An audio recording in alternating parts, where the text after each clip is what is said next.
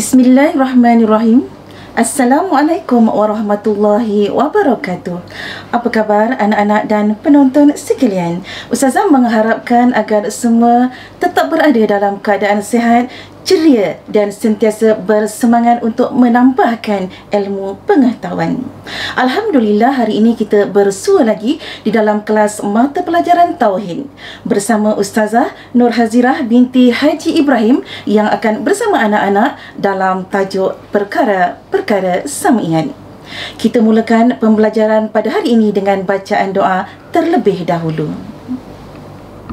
Bismillahirrahmanirrahim. Alhamdulillahi Rabbil Alamin. Wassalatu wassalamu ala ashrafil anbiya'i wal mursalin wa ala alihi wa sahbihi ajma'in. Rabbi zidni ilman warzuqni fahma. Rabbi shrah li sadri wa yassir li amri wahlul 'uqdatam min lisani yafqahu qawli ya arhamar rahimin. Amin amin ya rabbal alamin.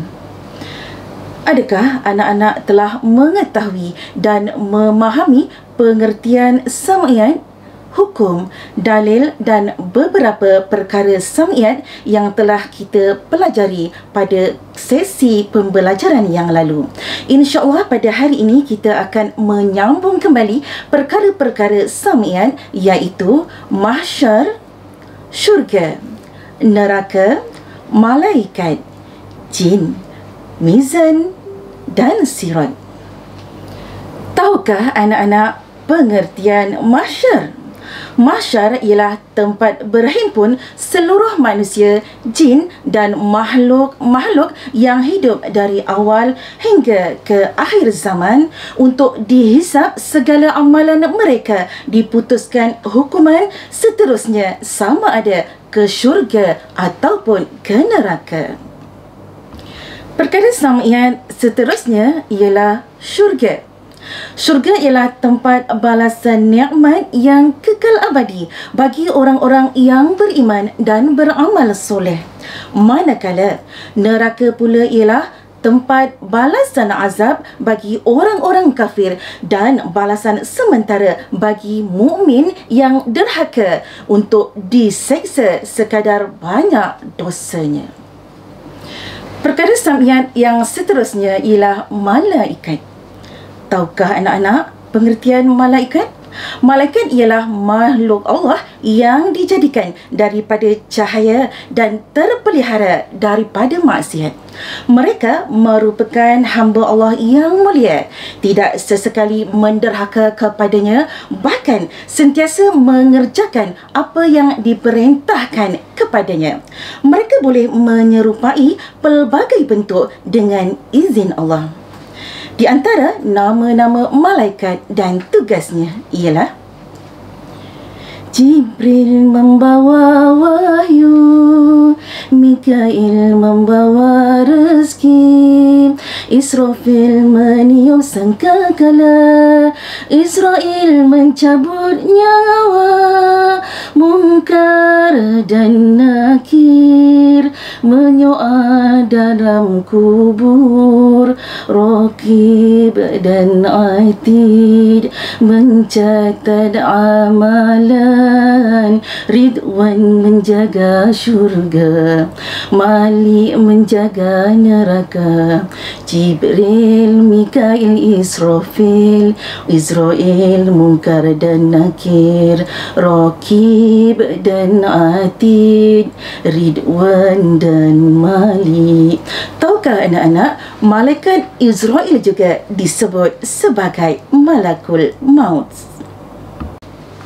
Apakah pula pengertian jin? Jin ialah makhluk Allah yang dijadikan daripada api. Ada yang beriman dan ada yang kufur.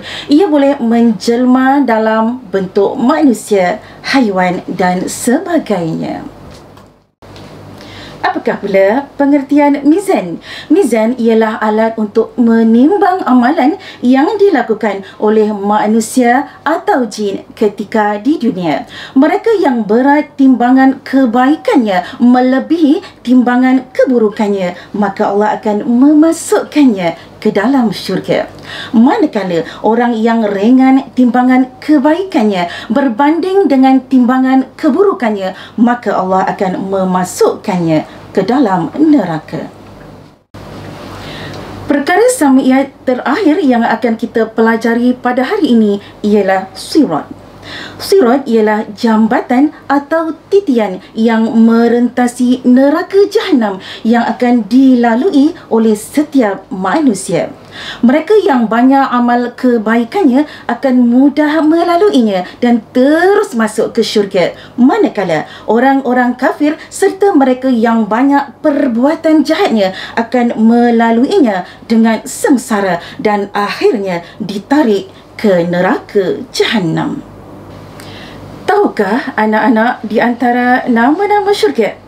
Nama-nama syurga di antaranya ialah yang pertama Al-Firdaus, yang kedua Darul Muqamah, yang ketiga Maqamul Amin, yang keempat Maq'adu Sidaqin, yang kelima Adnin, yang keenam Darussalam, yang ketujuh An-Naim, yang kelapan Darul Khuldi dan yang kesembilan Al-Ma'wa.